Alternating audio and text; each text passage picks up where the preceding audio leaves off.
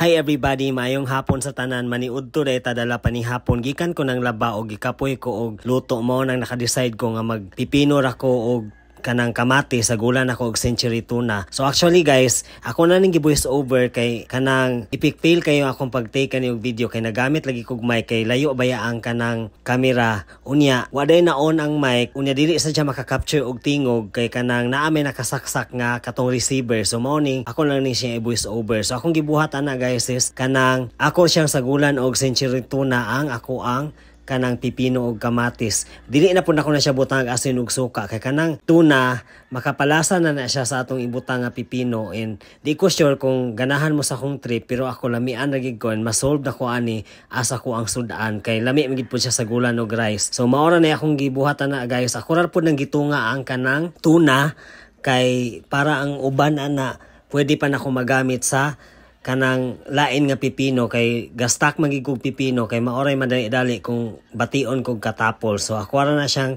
gitunga og ako nang i-mix diha sa kuang pipino og kamatis.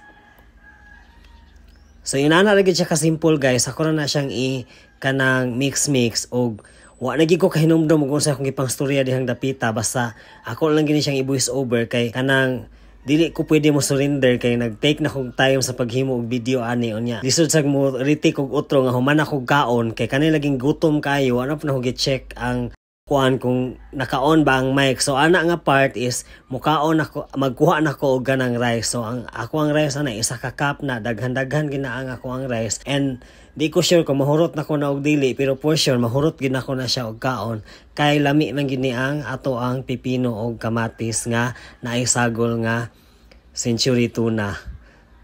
So kana nga part dia guys, nagtabi-tabi ko nga ingon ko lami ko na akong gikaon. So ako na lang ginang i-voice over sa inyo ha kay kanang kamatay gid ning trabaho So lami gid siya guys. As you can see, makita ra gid ninyo sa akong expression ug kana ako pong giingon nga ang kanang kamatis fresh pagid kay na nga giipo gikan sa punuan, wa pa gid na siya niagi og butang sa rep mo nang fresh pa kay na siya. Unya, ang realization po nako sa nitabo ani akong gibuhat karon is in life na yung mga butang nga di gid nato matag-an parehaan ni nag-expect gyud ko nga sayon kay akong buhaton karon kay nagstorya na gid ko atubangan sa kamera, wala na koy lain pang buhaton kay dili man basta yun ana gani nga klase sa pag-take sa video. Medyo sayon na siya kay kung walang gid ka nagkasinayop gamay ra ang editon nya di na pug kakinahanglan mag voice over. Pero kani naka voice over kog ahat aning wa sa oras. Unya sa tinuod lang guys, wag ko'y plano mag voice over unta kay lisod kay mag voice over like abi ninyo og sayon pero dili siya na nakasayon ng voice over. Mag voice over lang gid ko sa mga video nga akong gi-take diha sa public places kay maulam ko musta storya diha sa daghang mo na nga akong buhaton na sa mag-take ra kog video tapos ako din siyang i-mute.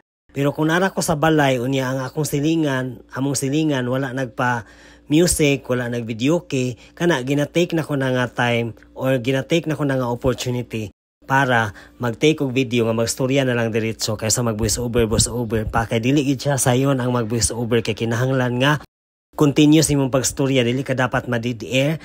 Unya dapat pod active imong hunahuna kay para dili ka magkasinayop. Sa nahitabo naka-voice over gid kog ahat and dili gid ko makaingon nga kanang na ako sa condition mag voice over karon. Dili man sad nindot ako mga voice over in the previous videos pero makaingon ko nga na ako sa condition ato nga time kung mag voice over ko, pero kani kanang gikapoy lagi ko and wagi ko sa mood mag voice over pero kinahanglan na ako buhaton kay para dili masayang akong effort ani nga video para mapuslan pa siya.